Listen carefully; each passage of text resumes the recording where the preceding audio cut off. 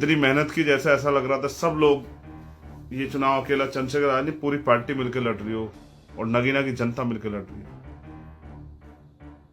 एक समय तो ऐसा आया चुनाव के आखिरी समय में ऐसा लगता है जैसे जनता चुनाव लड़ रही। हर आदमी खुद से लड़ रहा था कि नहीं चंद्रशेखर आजाद को वोट देने की क्यों जरूरी है, चंद्रशेखर आजाद को खड़ा करना। सेंटर कॉलेज नूरपुर में खड़े हुए और आप बूथों पर दौरा करके आए हो, क्या कंडीशन है? देखिए बूथ पे एक समस्या और शिकायत ये मिली थी कि छोटी पर्ची से वोट नहीं डालने गए और एक शिकायत मिली थी शानपुर से कि वहाँ आधार कार्ड से वोट डाल देंगे। मैं समझता हूँ सत्ता के इशारे पे कुछ अधिकारी कर्मचारी इस तरह का व्यवहार करते हैं, लेकिन सब नहीं है। लेकिन ऐसे जो अधिकारी कर्मचारी उनको भी परंतु साथियों बेचारे की किस्मत इतनी खराब कि इंडिया लाइन्स में होके भी बेचारा बेघर घूम रहा, पूछ रहा है कि साला कोई एक सीट तो दे दे भाई, अब अपनी खुद की पार्टी से लड़ना। नमस्कार, नेक्स्ट 9 न्यूज देख रहे हैं आप। मैं हूं आपके साथ प्रांशु राठौर। स्वागत है आपका हमारे खास प्रोग्राम सियासी सच में। हमारे साथ इस वक्त मौजूद हैं हमारे सहयोगी दिनेश। आज एक बार फिर से चर्चा करेंगे उत्तर प्रदेश की नगीना लोकसभा सीट के बारे में, जहां पर पहले चरण में ही मतदान की प्रक्रिया संपन्न हुई है और इस प्रक्रिया के संपन्न हो जाने के बाद से आजाद समाज पार्टी के राष्ट्रीय अध्यक्ष चंद्रशेखर आजाद ने अब दांव खेल दिया है बिहार की सियासत में भी। लेकिन उत्तर प्रदेश में नगीना सीट पर जो उन्होंने ताल ठोक दी, उस सीट को लेकर वह कह रहे हैं कि 70% जो वोट हुआ है वो हमारे लिए हुआ है, बाकी के 30% अन्य दलों के लिए हुआ है। तो सबसे पहले दिनेश यहाँ पर चंद्रशेखर आजाद का एक बड़ा बयान सुना देते हैं। वह कहते हैं कि जीत तो उन्हीं की पक्की है और दूसरी ही तरफ वो ये भी कहते हुए नजर आए कि कुछ दिनों बाद मैं नगीना सीट जाऊंगा, यानी कि बीते कुछ दिनों पहले बात कही थी, 25 अप्रैल का उनका दौरा था और वह कहते हैं ईवीएम को लेकर कि कहीं ना कहीं उनके समर्थकों को डर है कि ईवीएम बदल ही ना जाए।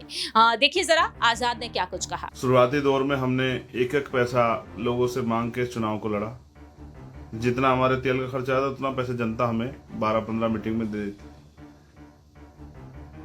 पहले दिनों में हम लोग 8-9 मीटिंग करते थे दिन की, लेकिन जब जैसे समय बढ़ने लगा तो वो मीटिंग 10, 12, 15, 16 और कुछ दिनों में तो 25 तक वो मीटिंग गई।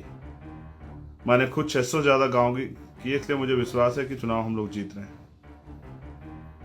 गांव जाकर लोगों को मैंने समझाया, छोटी बच्चियों को, बच्चों को, बहनों को, माओं को, बड़े बुजुर्गों को, नौजवानों को, सबको समझाया कि हालात क्या है और राजनीतिक शक्ति से क्या क्या बदलाव हो सकते हैं।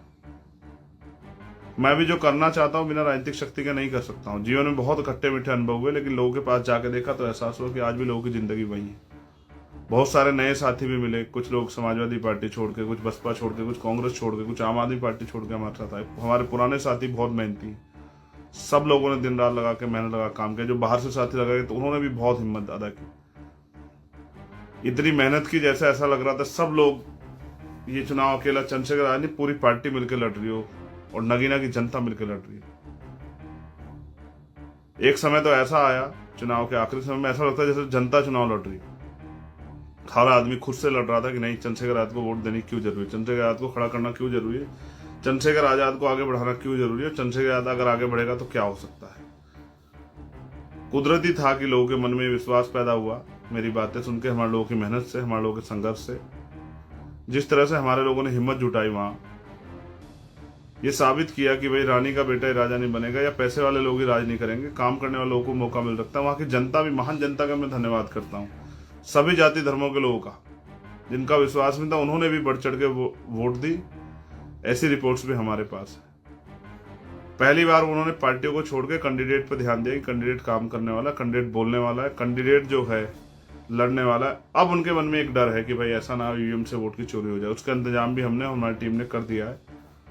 हमारी पूरी टीम वहाँ लगी हुई है, लेकिन मैं खुद भी 25 तारीख को वहाँ पहुंचूंगा चेक करने क्या कुछ हो रहा है, क्योंकि बहुत सारे अधिकारी सत्ता के दबाव में, और दबाव में रहने वाले अधिकारी ईमानदार से काम नहीं कर। देखिए मैं 40 से ज्यादा बूथ होके आ गया जी, और लोकतंत्र जिन उम्मीदों के साथ आया था कि जो लोग राजा महाराजा थे वही राज नहीं करेंगे, उन लोगों के हाथ में भी पावर आएगी जो लोग काम करना चाहते हैं, जिन लोगों को अवसर नहीं मिलता। आज ये बात यहाँ चित्रित होती नजर आ रही है। जनता बदलाव के लिए, परिवर्तन के लिए और एक मजबूत आवाज बनाने के लिए वोट कर रही है।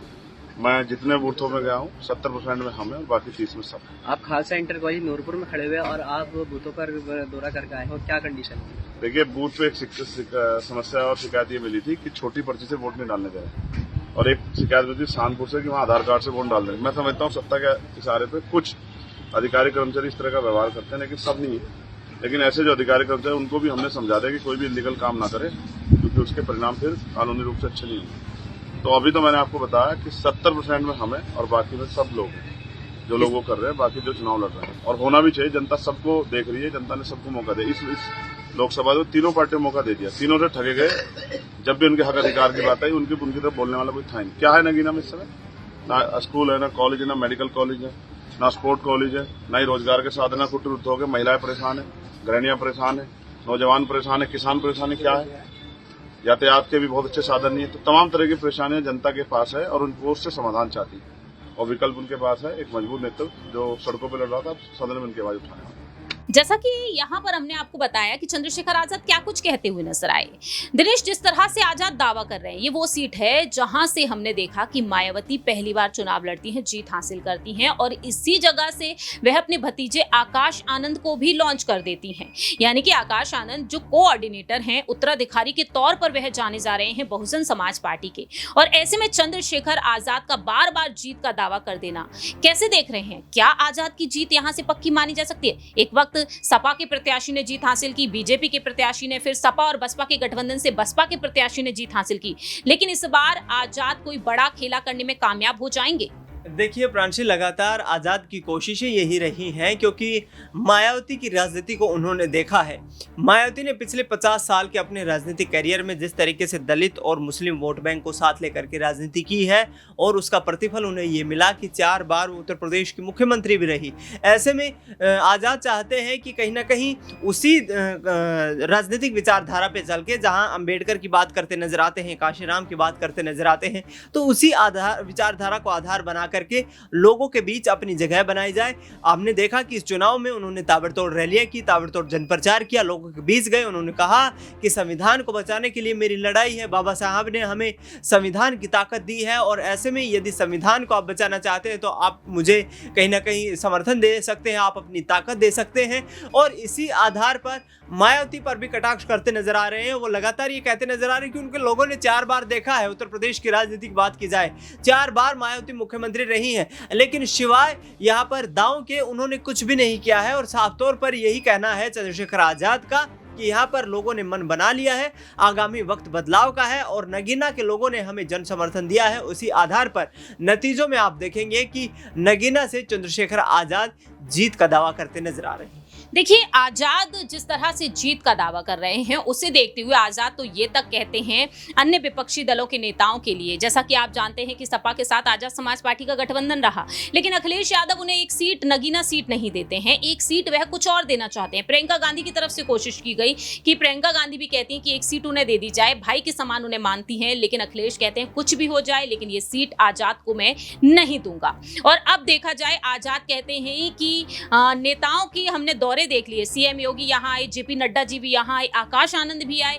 आकाश आनंद को लेकर तो वो ये तक कहते हैं कि सोने की चम्मच लेकर पैदा हुए हैं आकाश आनंद। और अखिलेश यादव को लेकर वो क्या कुछ कह रहे हैं ये जनता भी बखूबी अब जान चुकी है। अब यहाँ पर सवाल ये उठ जाते हैं, वो आकाश आनंद जो चंद्रशेखर आजाद को एक बड़ी चुनौती देते हैं जब वह नगीना सीट पहुंच जाते हैं। सबसे पहले आकाश का वो भाषण सुना देते हैं, सुनिए जरा। किस्म किस्म के लोग छोड़ रखे, अब नाम लेके उनको बताना क्या, उनको हवा देने की कोई जरूरत नहीं, पर वो आप लोगों को कुछ इस तरीके से भटका रहे हैं, वो मैं काम आपके सामने रख देता हूं और आपको बोलता हूं कि आपसे विनती करता हूं कि उनके चक्करों में ना पड़े, क्योंकि एक बार आप उनके चक्करों में फंस गए तो फिर वहां से निकालना बहुत मुश्किल होगा। साथियों, ये आदमी अपने आप को मसीहा बताता है, ये आदमी कहता है कि मैं सड़क पे उतरूंगा अपने समाज के लिए, आंदोलन करता है, झगड़ता है, लड़ता है, हमारे युवा साथियों को लेके पहुंच जाता है। फिर क्या होता है, हमारे युवा साथियों पे मुकदमे होते हैं और जैसे ही मुकदमे होते हैं वे बेचारे ढूंढते फिरते हैं कि भाई साहब हमें बचाओ। वो आदमी फिर यहाँ से छोड़ के दूसरी जगह भाग जाता है, वहां पे आंदोलन करता है और इस कारवां में हमारे सभी युवा साथियों पे मुकदमे दर्ज कराता जा रहा है। अगर आप पे एक बार मुकदमा दर्ज हो गया साथियों, तो सरकारी नौकरी मिलने में मुश्किल हो जाएगी, रोजगार मिलने में मुश्किल होगा। ये आपको आज गर्म खून नहीं दिखा के, इमोशनल करके आपको सड़कों पे ले जा रहा है और बाद में फंसा रहा है। साथियों, सड़क पे लड़कर आपको वोट, आपको आपकी ताकत, आपको सत्ता में आने का मौका नहीं मिलेगा। आपको अपने समाज को जागरूक करके, अपनी पार्टी को मजबूत करके, उसको सत्ता में लाकर न्याय और रोजगार मिलेगा। साथियों, ऐसे नहीं मिलता रोजगार, ऐसे नहीं मिलता न्याय।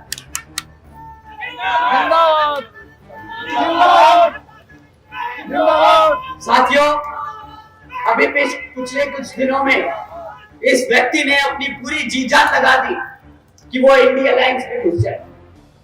किसी तरह अगर इंडिया अलायंस में घुस गए तो भाई अपनी एक सीट निकाल लेंगे। बेचारा घबराता है कि अपने आप लड़ना पड़ जाए तो तुम्हारा जब्त हो जाएगी। परंतु साथियों, बेचारे की किस्मत इतनी खराब कि इंडिया अलायंस में होके भी बेचारा बेघर घूम रहा है। पूछ रहा है कि साला कोई एक सीट तो दे दे भाई। अब अपनी खुद की पार्टी से लड़ना पड़ रहा है। भाई साहब, आजकल जीतने के लिए क्या क्या नहीं कह रहे कि भाई बसपा का प्रत्याशी बहुत कमजोर है, वो लड़ नहीं पाएगा। हमारे प्रत्याशी जी से मैं एक बार रिक्वेस्ट करूंगा कि जरा सामने आइए आप। अब बताइए साथियों, अगर हमारे प्रत्याशी आपको कमजोर लग रहे हैं, अगर आपको हमारे प्रत्याशी किसी भी तौर तरीके से लग रहे हैं कि वो आपके बीच में खड़े होकर आपके हकों के लिए नहीं लड़ सकते, तो साथियों आप यहाँ पे अपने हाथ ना उठाएं। परंतु अगर आपको लगता है कि हमारे प्रत्याशी उतने ही मजबूत है जितना हमारा कैडर, उतने ही मजबूत है जितने हमारे कार्यकर्ता, तो आप सब अपने हाथ उठाएं और बताएं कि यहाँ पे सामने वाले की जमानत जब्त होने वाली है और यही प्रत्याशी उसको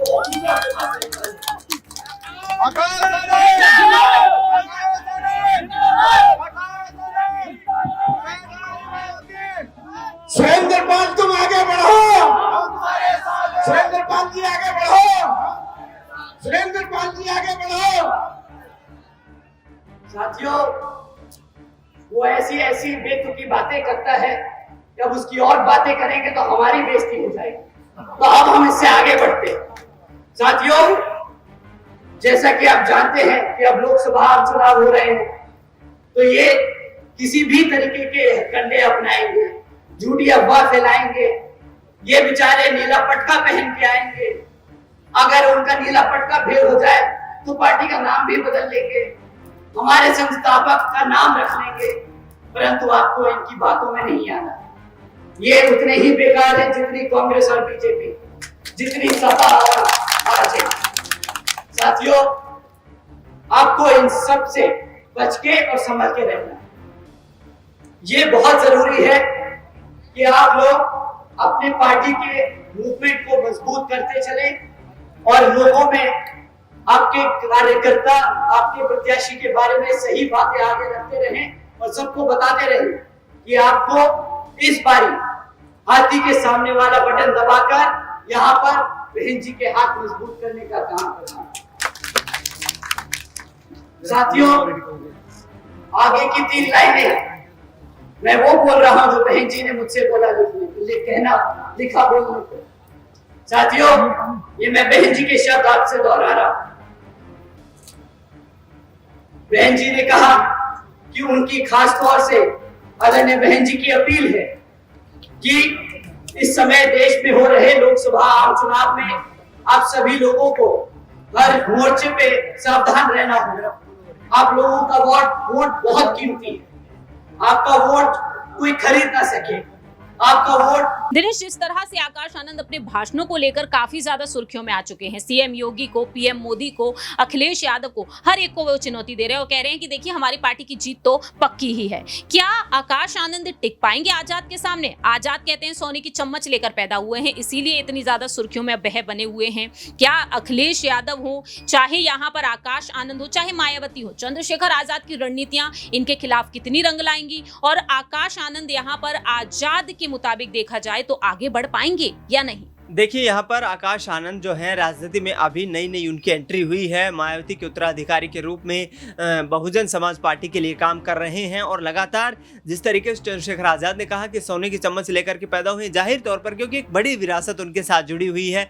मायावती एक बड़ी राजनेत्री के तौर पर देखी जाती रही हैं। देश की राजनीति में उनका एक नया नाम है, अलग पहचान है और उसी पहचान के आधार पर तमाम राजनीतिक दल जब चुनाव का माहौल जो है गर्म होता है उस दौरान गठबंधन करने का विचार करते हैं। लेकिन चंद्रशेखर की बात की जाए, आपने नगीना सीट की बात की, अखिलेश यादव ने नगीना सीट देने के लिए कहीं ना कहीं चंद्रशेखर आजाद को आगे किया था, लेकिन उनकी तरफ से और अधिक मांगे थी। यहां पर चंद्रशेखर आजाद ये चाहते थे कि उत्तर प्रदेश में जो 17 लोकसभा सीटें हैं जो आरक्षित सीटों में आती हैं, वहां तमाम सीटों पर चुनाव लड़ा जाए तो कहीं ना कहीं दलित वोट बैंक को कैप्चर किया जा सकता है। लेकिन अखिलेश यादव ये देखते हुए कि चंद्रशेखर आजाद की पार्टी से कोई विधायक इस वक्त नहीं है, कोई सांसद नहीं है, पार्टी का भी सियासी आधार मायावती के मद्देनजर देखा जाए तो उतना मजबूत नहीं है। इसी आधार पर उन्होंने नगीना सीट पर वो अड़े रहे कि आपको नगीना सीट से चुनाव लड़ना है, बेशक लड़िए, लेकिन हम दूसरी सीट आपको नहीं दे सकते हैं क्योंकि गठबंधन में 17 सीटें कांग्रेस पार्टी के खाते में चली गई थी। उसी आधार पर दोनों के बीच जो है तीखी बयानबाजी देखने को मिली और नतीजा ये रहा कि गठबंधन टूट गया। आजाद को चुनौती देने के लिए अखिलेश यादव ने पूर्व एडीजे जज मनोज कुमार को मैदान में उतारा और अब ये लड़ाई जो है काफी कड़ी दिखाई दे रही है। हालांकि आजाद ये तमाम दावे करते नजर आ रहे हैं कि जब चुनाव के नतीजे स्पष्ट होंगे तो हमें भारी बहुमत लोगों से मिलेगा और हम जीत दर्ज करके आएंगे। वाकई में अब यही देखना होगा कि आने वाले दिनों में क्या अब चंद्रशेखर आजाद के सामने आकाश आनंद टिक पाएंगे या नहीं। फिलहाल यहाँ पर आजाद ने जो बयान दिए हैं और आजाद की नगीना सीट से जीत होती है या फिर नहीं, इसको लेकर आपकी क्या कुछ राय प्रतिक्रिया है, कमेंट सेक्शन में बता सकते हैं। आपको जानकारी के लिए बता दें कि आजाद तो ये तक कहते हैं कि मायावती उनकी माँ के समान है, उन्हें वह अपनी बहन के समान भी वह मानते हैं और वह कहते हैं कि कोई ना कोई पल तो ऐसा आएगा जब वह कहेंगी कि पार्टी की कमान संभालिए। अब देखते हैं कि आने वाले दिनों में आकाश आनंद पर मायावती का फैसला क्या कुछ होगा। यदि पार्टी को मजबूती मिलती है तो यहाँ पर आकाश आनंद इसी तरीके से पार्टी को संभालते रहेंगे, लेकिन बाद में वह कोई बदलेंगे फैसला या नहीं। यदि पार्टी को मजबूती नहीं मिलती है, फायदा नहीं मिलता है। फिलहाल इस खास प्रोग्राम में इतना ही। बाकी की तमाम अपडेट्स के लिए देखते रहिए नेक्स्ट 9 न्यूज।